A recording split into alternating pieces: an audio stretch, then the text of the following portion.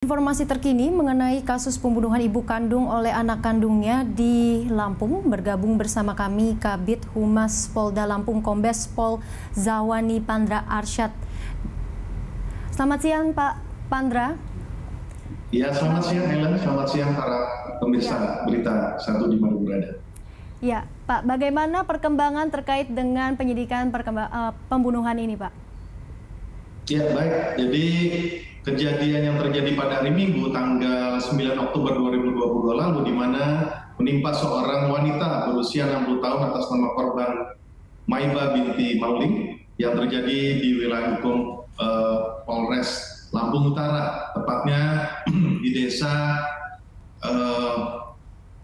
di desa Tanjung Iman, daerah Lampung Utara. Jadi hal ini dapat terungkap dengan adanya laporan daripada warga masyarakat di mana saksi ya Supriyadi atau S ini sebenarnya ingin menjemput pelaku. Nah, pelaku ini sebenarnya adalah teman ataupun kerabat yang selama-sama ini adalah sebagai petani di perkebunan jagung di wilayah Lampung Utara tersebut. Namun pada saat melintas di belakang rumah dan akan masuk ke dalam, dia menemukan sesosok mayat yang tertumpuk dengan kasur dengan leher luka di leher dan juga darah bersimbah darah di kasur tersebut. Dan pasca kejadian jam 6 pagi hari Minggu tanggal 9 Oktober 2022 dilaporkan kepada pihak kepolisian dan tim tindakan responsif dari pihak kepolisian berhasil menangkap pelaku yang berada di wilayah Lampung Utara, khususnya yaitu di wilayah Abung Semuli yang berjarak sekitar 2 km dari lokasi. Jadi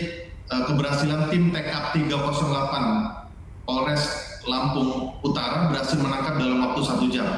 Dan saat itu juga pelaku berhasil ditangkap dengan barang bukti yang ada, yaitu adalah sebilah batik berukuran atau panjang 30 cm, kemudian tikar warna biru yang bersimbah darah, termasuk pakaian yang digunakan korban maupun pakaian yang digunakan pelaku. Dan saat ini pendalaman daripada motivasi pelaku, ya memang keseharian pelaku ini selalu merongrong daripada pihak keluarga. Memang pagi hari itu menurut keterangan daripada pelaku S berusia 30 tahun ini adalah merupakan anak kandung daripada korban M yang menjadi korban. Ini ingin meminta sesuatu yang tidak terpenuhi oleh korban dan sehingga pelaku sempat kalap dan sempat melakukan pembunuhan terhadap ibundanya. Dan saat ini masih kami dalami secara penyidikan tindak pidana secara ilmiah atau scientific crime chain investigation. Demikian, Mbak. Baik, apakah sudah dilakukan hasil pemeriksaan kejiwaan terhadap tersangka seperti apa, Pak?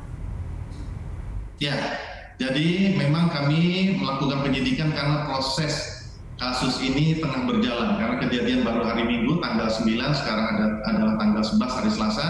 Tentu kami melakukan pemeriksaan saksi yang ada dan juga bagaimana, karena ini merupakan suatu kejadian yang tidak lazim, artinya sebagaimana seorang anak yang harus berbakti kepada orang tua tetapi ini melakukan pembunuhan.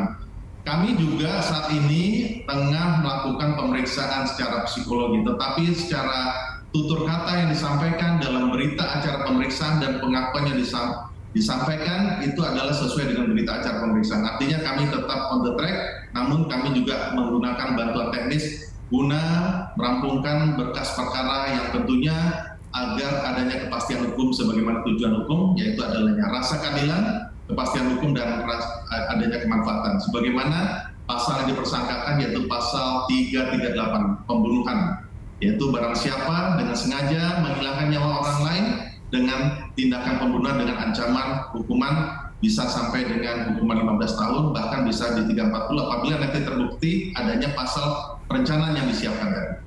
Nah, saat ini masih proses tetap masih berjalan, Mbak Aileen. Baik, kita akan tunggu bersama seperti apa kelanjutan dari kasus pembunuhan ini. Terima kasih banyak Pak Pandra atas laporan Anda. Selamat siang.